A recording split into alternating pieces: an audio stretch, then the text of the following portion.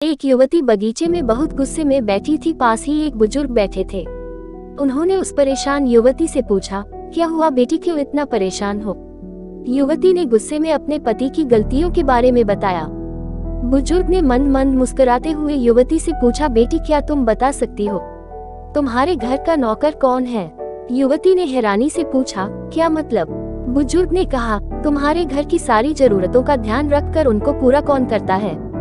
युवती, मेरे पति। बुजुर्ग ने पूछा, तुम्हारे खाने पीने की और पहनने ओढ़ने की जरूरतों को कौन पूरा करता है? युवती, मेरे पति। बुजुर्ग, तुम्हें और बच्चों को किसी बात की कमी ना हो और तुम सबका भविष्य सुरक्षित रहे, इसके लिए हमेशा चिंतित कौन रहता है? युवती, मेरे पति। बुजुर्ग ने फिर पूछा, सुबह से शाम तक कुछ रुपयों के लिए बाहर वालों की और अपने अधिकारियों की खरी खोटी हमेशा कौन सुनता है? युवती, मेरे पति। बुजुर्ग, परेशानी और गम में कौन साथ देता है? युवती, मेरे पति। बुजुर्ग, तुम लोगों के अच्छे जीवन और रहन सहन के लिए दूर दराज जाकर सारे सगे संबंधियों को, यहाँ तक कि अपने माँ बाप को भी छोड़कर जंगलों में भी नौकरी करने को कौन तैयार होता है? युवती, मेरे पति। बुजुर्ग, घर के गैस, बिजली, पानी, मकान, मरम्मत एवं रख रखाव, सुख सुविधाओं, दवाइयों, किराना, मनोरंजन, भविष्य के लिए बचत, बैंक, बीमा, अस्पताल, स्कूल, कॉलेज, पास पड़ोस, ऑफिस और ऐसी ही ना जाने कितनी सारी जिम्मेदारियों को एक साथ लेकर कौन चलता है? युवती, मेरे पति। बुजुर्ग, बीमारी में तुम्हारा ध्यान और सेवा कौन करता है?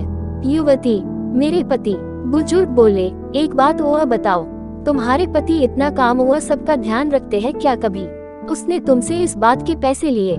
युवती, कभी नहीं। इस बात पर बुजुर्ग बोले कि पति की एक कमी तुम्हें नजर आ गई, मगर उसकी इतनी सारी खूबियां तुम्हें कभी नजर नहीं आई।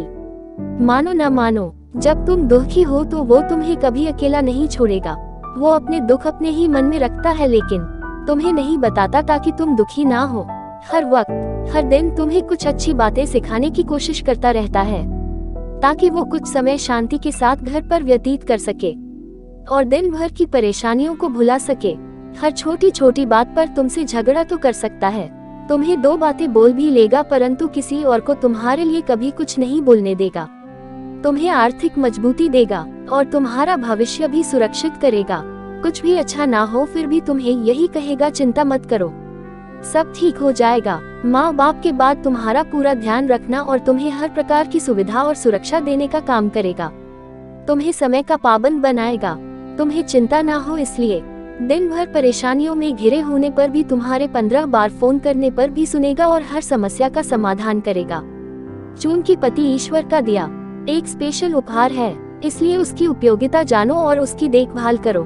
दोस्तों, ऐसी हिंदी कहानियाँ सुनने के लिए हमारे चैनल को सब्सक्राइब जरूर करें।